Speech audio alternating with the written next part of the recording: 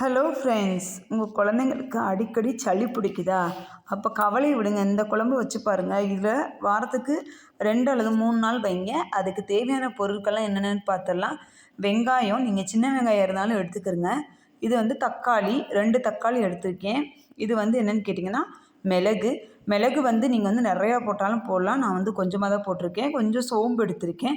கருவேப்பிலை ஒரு கைப்பிடி எப்பயுமே எடுத்துக்கிறங்க. அதுக்கப்புறம் பார்த்திங்கன்னா இஞ்சி பூண்டு 2மே. இஞ்சி வந்து கொஞ்சமாகவும் பூண்டு வந்து கொஞ்சம் அதிகமாக எடுத்துக்கோங்க.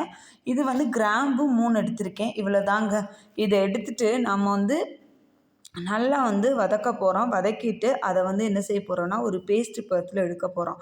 இது வந்து உங்கள் குழந்தைங்களுக்கு ரொம்பவே வந்து நல்லது. குழந்தைங்க மட்டும் இல்லை, குழந்தைங்கள் வந்து பெரியவங்க வரைக்குமே வந்துட்டு இந்த குழம்ப வாரத்துக்கு 3 முறை வந்து நீங்கள் வச்சு சாப்பிடுங்க.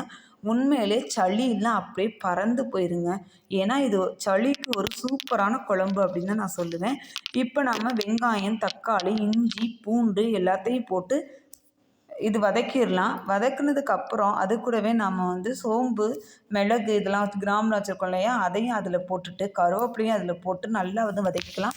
வதக்குதுன்னா அப்படியே சும்மா வதக்கிடாதீங்க. இப்படி ஒரு 10 மினிட்ஸ் கிட்ட வதக்குங்க. அப்போ தான் வந்து அது நல்லா வந்து வேகும். இதில் வந்து நம்ம வந்து எந்த தேங்காவோ எதுவுமே வந்து ஆட் பண்ண போகிறதில்ல. இதை வந்து நம்ம அப்படியே தான் குழம்பு வைக்க போகிறோம். நீங்கள் வந்து உங்களுக்கு தேவை அப்படின்னா இன்னும் கொஞ்சம் மிளகாத்தூள் கூட நீங்கள் ஆட் பண்ணிக்கலாம். நான் வந்து கொஞ்சமாக தான் வந்து மிளகாத்தூள் ஆட் பண்ணிக்கிறேன். நீங்கள் வந்து மிளகாத்தூள் நிறையா வேணும்னா ஆட் பண்ணிக்கலாம். இல்லை மல்லித்தூள்னாலும் கொஞ்சம் ஆட் பண்ணிக்கலாம். நான் வந்து எனக்கு 1 ஸ்பூன் போதும்.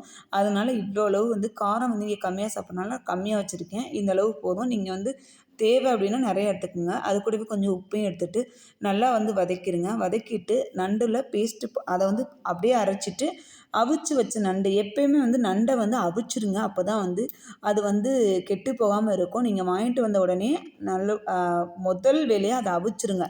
அப்போ தான் வந்து நண்டு சூப்பராக இருக்கும். அது கூட கொஞ்சம் மஞ்சத்தூளை தூவி நல்லா வந்து கொதிக்க விட்டுறலாம். இப்போ வந்து நல்லா பாருங்கள், நண்டு வந்து அந்த கிரேவிலாம் வந்து உள்ளே போய் நல்லா சூப்பராக வந்து ரெடி ஆயிடுச்சு. அதுக்கப்புறம் வந்து நான் வந்து தாளிக்க வந்து கொஞ்சம் எண்ணெயை போட்டு அதில் கொஞ்சம் சோம்பு போட்டு கருவேப்பிலை கொஞ்சம் சேர்த்துட்டு நல்லா வந்து அது கூடவே கொஞ்சம் வெங்காயம் கொஞ்சமாக வந்து போட்டு நல்லா வந்து வதக்கிக்கலாம். நம்ம வந்து இங்கே ரெடி பண்ணி வச்சுருக்க நண்டு அதில் அப்படியே ஊற்றிட்டோம் அப்படின்னா சூப்பரான நண்டு குழம்பு ரெடி ஆயிரும்.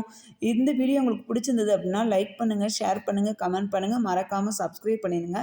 இந்த குழம்பு எப்படி இருந்ததுன்னு நீங்கள் வச்சுட்டு கமெண்டில் சொல்லுங்கள். ஓகேப்பா, இது மாதிரி இன்னொரு வீடியோவில் உங்களை நாளைக்கு சந்திக்கலாம்.